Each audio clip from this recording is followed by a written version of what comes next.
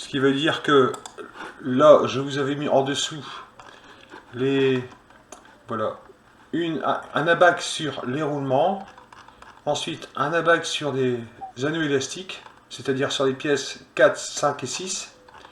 Et en dessous, je vous avais mis ici, plus loin, les formes des pièces à dessiner, sauf que il y avait des codes qui étaient manquantes. Oui, Euh, pour pour l'entretoise, on connaît la largeur et le diamètre extérieur, mais on ne connaît pas le diamètre intérieur. Pour l'arbre sur lequel le roulement va venir se positionner, on a aussi des codes qu'on doit aller rechercher ailleurs. Pareil pour le corps. Alors effectivement, toutes ces cotes, on va pouvoir les trouver uniquement grâce aux abacs sur les circlips et sur les roulements. Si on prend la première pièce, donc là je vais basculer ici, hein. L'objectif c'est d'obtenir ça au final, donc je fais une coupe. L'objectif c'est d'obtenir le corps qui est ici en orange, l'arbre qui est en vert. Les circlips ici sont positionnés à gauche et à droite, et entre les deux il y a une entretoise. Ces roulements-là, ils seront obtenus directement par rapport au toolbox.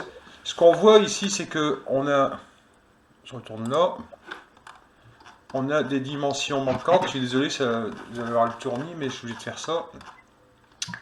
Par exemple, quand on regarde l'arbre, ici, il y a une distance. Il y a une gorge ici qui est ici, indiquée la gorge, là et là, et c'est marqué que les dimensions sont à définir selon le circlips. Alors je commence par le circlips, hein. Le circlips, il doit venir se positionner sur l'arbre là et là. Ah, quel est le diamètre de l'arbre là et là? C'est le diamètre sur lequel le roulement va venir se mettre. Et le roulement, c'est un 30 BC02. On doit aller donc chercher dans la bac des roulements le roulement correspondant au 30 BC2. Ici un exemple, 20 BC2 veut dire que le diamètre intérieur fait 20, que c'est un roulement à billes et que la série du roulement est 0,2. Nous, ce n'est pas un 20 BC02, mais un 30 BC02. Ça correspond au diamètre. Donc si on descend, on est situé ici. Notre diamètre fait 30. Et ici, on a trois séries de roulements. Tu vois, série ici. On a une série 10, une série 02, une série 03. Notre roulement, c'est un 30 BC02. Ce qui veut dire qu'on doit prendre les valeurs qui sont ici, là.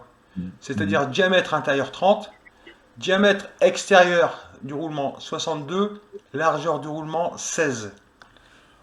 Donc ça, bien sûr, on les note quelque part. Et grâce à ça, on sait que, l'arbre, ici, son diamètre fait combien? 30. Et que le cœur, ici, le diamètre extérieur fait 62. Parce qu'on a 30 intérieur et 62 extérieur. Si l'arbre fait 30 ici, on peut calculer et trouver les dimensions du circlips grâce au tableau. Donc c'est au-dessus, voilà. Je retourne. Voilà. On est dans ce cadre-là, on a besoin d'un circlips pour un arbre. Vous voyez, circlips pour l'arbre. On regarde ici la figure qui est là. Qu'est-ce que l'on connaît dans la figure qui est là? D1. Donc si D1 est égal à 30, on regarde dans le tableau qui est en dessous. Alors, pour un D1, ici la colonne D1 est là, ici. Colonne D1. Pour une colonne D1 égale 30, donc on est ici, là, vous voyez ma souris. On a D2 qui est le diamètre 28,6. Donc D2, le fond de la gorge est à 28,6. Et ensuite, toujours pour le diamètre 30, qui est ici, la largeur de la gorge M est 1,6. M 1,6. Ce qui veut dire que sur l'arbre, ici, on sait qu'il y a 1,6 et on sait qu'il y a 28,6 dans le fond. Donc déjà, avec ça, on va pouvoir dessiner toute cette partie-là. Parce que, en fait, on peut dessiner l'arbre et les gorges. Par contre, ici, c'est marqué quoi? Il faut, entre ça et ça, il faut deux roulements, une entretoise et un jeu de 1 dixième. On connaît la largeur des roulements, qui fait 16. Donc deux largeurs de roulement, ça fait 32. Plus un dixième de jeu, ça fait 32,1. Plus une entretoise, et l'entretoise fait 19,4.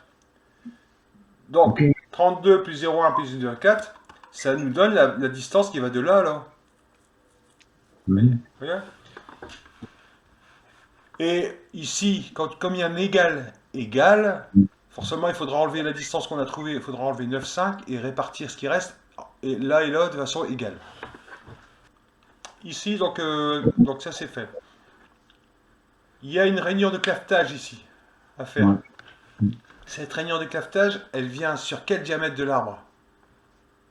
Euh, 24. 25.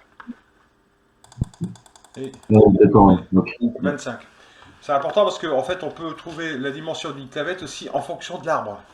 Donc, je vais retourner dans la bibliothèque, j'avais partagé sur la conversation un tableau justement pour trouver les clavettes.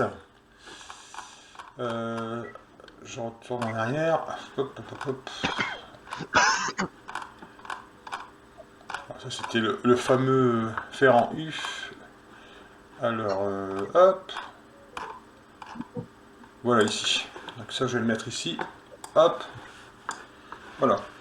Donc il y a ce tableau-là, en fait, qui permet de calculer les dimensions de la clavette qu'on veut mettre. Dans quel cadre on se trouve? On se trouve dans ce cadre ici. C'est-à-dire qu'on a un arbre dans lequel on va venir mettre une clavette. Ici, là. Hein.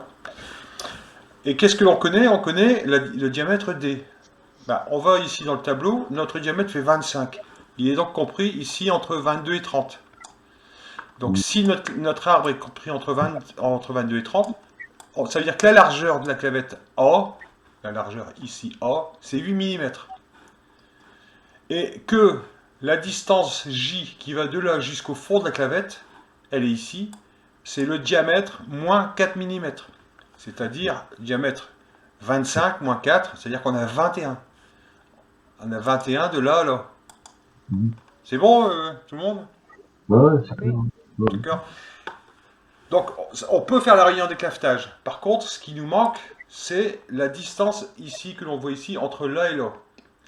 Les clavettes sont normalisées, ce qui veut dire que si on veut trouver la distance, on est obligé de faire appel. Alors, faites comme moi, vous allez sur Internet, vous tapez ici, vous tapez clavette normalisée. Parce que en fait, il faut savoir qu'en dessin, il y a beaucoup de choses à aller chercher dans des abacs, parce que tout est normalisé. Donc clavette normalisée, je pense que j'avais pris NordLM de souvenir. Je vais mettre. NordLM, c'est un site Ouais. où on a beaucoup d'informations utiles. Donc clavette ici. Voilà. Donc vous voyez, ce qu'on cherche en fait, c'est la longueur de la clavette. Alors ici, la longueur, elle est mise extérieure, alors que sur notre document, la clavette, elle est cotée à l'axe. Mais comme on sait que là et là, on a combien de là à là et de combien de là à là? De où à où? Du centre à là et du centre à là. Ah, il faut regarder. Donc la table qui Bah, reste. bah, La table. la largeur de la clavette fait 8. Donc forcément, on a 4. Si on a 8 de là à là, comme c'est un cercle ici, on a 4 de là à là. Ouais, exact, ouais. Donc en fait, ce qu'il faut qu'on trouve, c'est une clavette et soustraire les 8 en fait à cette dimension. Donc, ah oui, donc je reviens à ça. Quelle distance a-t-on entre là et là? Ben, on a quoi? On a 50 moins 31. La distance de là à là.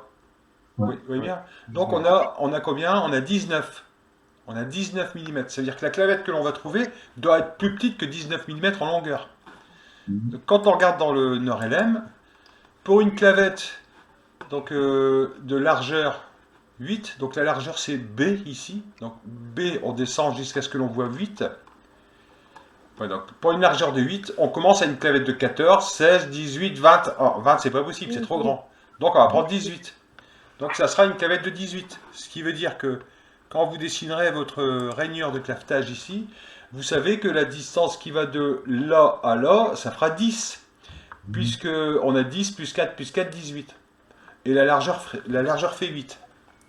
Ouais. Et vous connaissez la profondeur grâce au document que j'ai mis sur le mur, mais que je peux vous remettre si vous voulez. grâce au document sur les profondeurs de clavettes, ici, ou bon ça c'est utile de l'avoir, ou en fonction du diamètre, vous pouvez trouver la largeur A et la profondeur J. Alors une fois que vous avez ces éléments, l'arbre peut être constitué de manière complète. Ensuite, pour le cœur, le cœur c'est pareil, on a un ensemble de dimensions connues ici, telles que la largeur du corps 60. Alors faites attention, le cœur, vous voyez ici, je vous montre il y a un méplat en dessous, hein. J'ai enlevé la coupe. Hein. Vous voyez, il y a un méplat en fait. Hein. En dessous, il y a un méplat et sur le dessin, vous voyez, c'est bien marqué 95, mais 95, c'est la distance qui va du plat jusqu'au dessus.